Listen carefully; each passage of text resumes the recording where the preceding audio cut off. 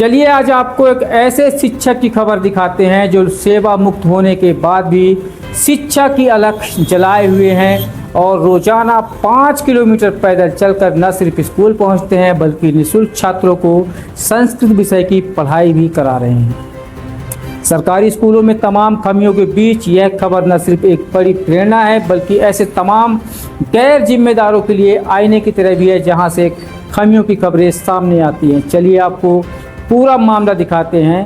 दरअसल दमोह जिले के हट्टा तहसील में एक बिनती नामक गांव है जहां लगातार शिक्षा रूपी सेवा दे रहे सुरेंद्र अग्रवाल नामक शिक्षक 2025 में ही सेवा से मुक्त हो चुके हैं। लेकिन सेवा मुक्त होने के बाद भी आराम की ज़िंदगी जीने की जगह वे प्रतिदिन लगभग 5 किलोमीटर पैदल चलकर बिनती हाई स्कूल पहुंचते हैं और विद्यार्थियों को संस्कृत का ज्ञान बांटते हैं।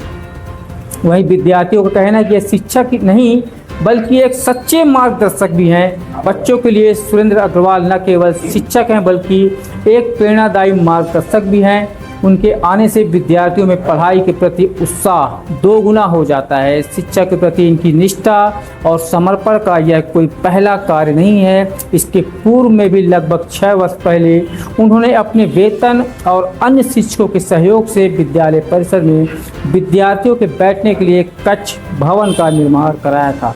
इस भवन को उन्होंने अपनी माताजी को स्मृति को समर्पित भी कर दिया है। दरअसल बिनती हाई स्कूल में संस्कृत विषय के लिए अतिथि शिक्षक का रिक्त पद वर्षों से खाली था। बच्चों का भविष्य अंधकारमय न हो, इस चिंता के चलते सुरेंद्र अग्रवाल ने रिटायरमेंट के बाद भी यह जिम्मेदारी अपने कंधों पर उठाई और आज तक पूरी निष्ठा व समर्पण के साथ उसे निभा रहे हैं। सुरेंद्र अग्रवाल का यह त्याग और सेवा का भाव न केवल विद्यार्थी बल्कि पूरे समाज के लिए मिसाल है। यह उदाहरण बताता है कि असली शिक्षक वही है जो केवल नौकरी तक सीमित न रहकर आजीवन शिक्षा की अलग जगाए। यह खबर न केवल दमोह जिले के लिए बल्कि पूरे प्रदेश और देश के लिए प्रेरणा है। सुरेंद्र अग्रवाल जैसे शिक्षक ही आने वाली पीढ़ियों के भविष्य को संवारने वाले असली नायक हैं। शिक्षा के प्रति जिनका यह समर्पण एक मिसाल है। हमारे अग्रवाल सर हमारे लिए बहुत अच्छा पढ़ाते हैं। वो रोज़ साला पैदल आते हैं।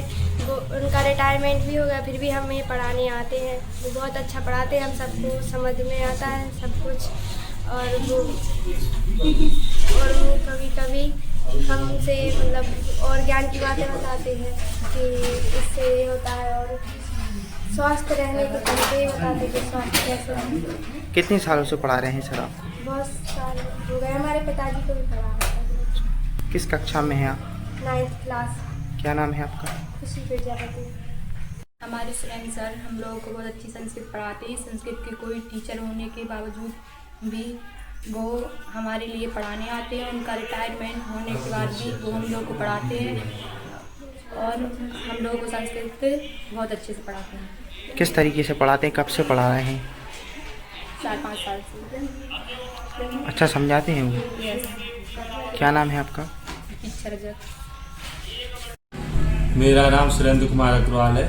मैं हाई स्कूल बिनती में समय निकाल कर प्रतिदिन संस्कृत पढ़ाने जाता हूँ। इसी स्कूल में हम विगत 30 वर्षों से सेवारत रहे। 6-7 वर्ष पहले जब यहाँ पर मिडिल स्कूल का उन्नयन हुआ तो हाई स्कूल को बैठने के लिए पर्याप्त जगह नहीं थी। एक कक्षा पेड़ के नीचे बैठती थी। छात्रों के लिए परेशानी होती थी। शासन के लिए पत्र लिखे लेकिन मांग नहीं की पूर्ति नहीं हुई। तो हमने एक बार शिक्षकों से कहा कि हम अपने वेतन का 2 वेतन देंगे आपके लिए। तो इसमें एक टीन शेड बनना था यहाँ पे। तो दूसरे शिक्षकों ने जब टीन बनने लगा बिल्डिंग तो उन्होंने कहा कि नहीं थोड़ा थोड़ा हम भी सहयोग करेंगे। तो इस प्रकार से ये पक्का RCC का लेंटर हो गया है और सबके सहयोग से ये अतिरिक्त कक्ष बना जिसमें सभी छात्र छात्राओं के लिए पढ़ने का सुविधा हो गई है। कितनी राशि आपने स्कूल के लिए दी है? उस समय लगभग 1.5 लाख की राशि थी जो हमने खर्च की थी और शेष राशि हमें दूसरे लोगों से सहयोग में मिली थी। इस तरह से कक्ष का निर्माण हुआ। कल कलेक्टर साहब आए थे, आपसे मुलाकात की है, कैसा लगा है आपको, क्या बातचीत हुई आपकी? कलेक्टर महोदय से मिलकर के हमें प्रसन्नता हुई कि उनने एक शिक्षक के क्या कर सकता है इसको रेखांकित किया और महत्व दिया। अधिकारी तो दूसरे भी आते हैं और वो शिक्षकों के कर्तव्यनिष्ठता के ऊपर इतना ध्यान नहीं दे पाते हैं, उनने ध्यान दिया और उस जन सहयोग से जो ये कक्ष बना और शिक्षा का सहयोग रहा, इसकी जो उन्होंने प्रशंसा की। यह एक ऐसा कार्य है, इससे दूसरे शिक्षकों के लिए, दूसरे विभाग के जो कर्मचारी हैं उनको भी प्रेरणा मिलेगी कि हमें भी समाज में कुछ ना कुछ अच्छा कार्य करते रहना चाहिए। आप स्कूल घर से पैदल स्कूल आते हैं, रोज़ाना आते हैं, आप रिटायर भी हो गए हैं, फिर भी आप स्कूल में आ रहे हैं।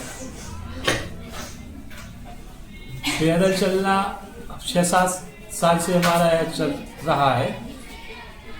सुबह से हम घूमने नहीं जा पाते हैं व्यस्ततावश, तो स्कूल आने में ही हमने इसको जोड़ा है घूमना, और रास्ते में हमें साथी सहयोगी भी मिल जाते हैं तो कभी कभी उनके साथ भी आ जाते हैं, और प्रतिदिन हम समय का मेंटेन भी करते हैं ताकि लड़कों का नुकसान ना हो। इस तरह से मैं एकीकृत शासकीय हाई स्कूल बिनती में प्राचार्य के पद पर पदस्थ हूँ। हमारे विद्यालय में वर्तमान में 5 विषय के शिक्षक कार्यरत हैं। संस्कृत विषय के शिक्षक का पद रिक्त है और वर्तमान में फरवरी 2025 में हमारे विद्यालय से श्री सुरेंद्र कुमार अग्रवाल सेवानिवृत्त हुए और उन्होंने अपनी इच्छा व्यक्त की कि जब तक आपके यहाँ संस्कृत के कोई शिक्षक नहीं आ जाते, जब तक हम आपके विद्यालय में संस्कृत विषय का अध्यापन कार्य करेंगे। और इसी क्रम में श्रीमान अग्रवाल जी विद्यालय में आते हैं और 6 से 10 तक की कक्षाओं में संस्कृत विषय का अध्यापन कार्य कर रहे हैं। यहाँ पर स्कूल में जो है बताते हैं कि भवन की कमी थी, तो सुरेंद्र अग्रवाल जी ने अपनी वेतन से जो है भवन का निर्माण कराया है। जी सर, आज से करीब 6 वर्ष पूर्व जैसा उन्होंने बताया था, तो विद्यालय में एक कक्ष की सख्त आवश्यकता थी और बच्चे पेड़ के नीचे बैठकर पढ़ने के लिए मजबूर हुआ करते थे। तो ऐसी विषम परिस्थिति में श्री अग्रवाल जी ने जो 2 माह का वेतन और उनके साथ जो शिक्षक कार्यरत थे उन्होंने भी यथायोग्य अपना सहयोग दिया और सभी ने मिलकर एक कक्ष का निर्माण कराया, और उसका यह परिणाम है कि आज हमारे कक्षा 9वीं के बच्चे उस कक्ष में अध्यापन करते हैं और निश्चित रूप से यह एक सराहना का कार्य है। और अभी 22/7/25 को श्रीमान कलेक्टर महोदय इस विद्यालय में पधारे और उन्होंने भी देखा, और उन्हें जब ये बात बताई तो उन्होंने अग्रवाल जी की प्रशंसा की, और निश्चित रूप से यह एक प्रेरणा की बात है।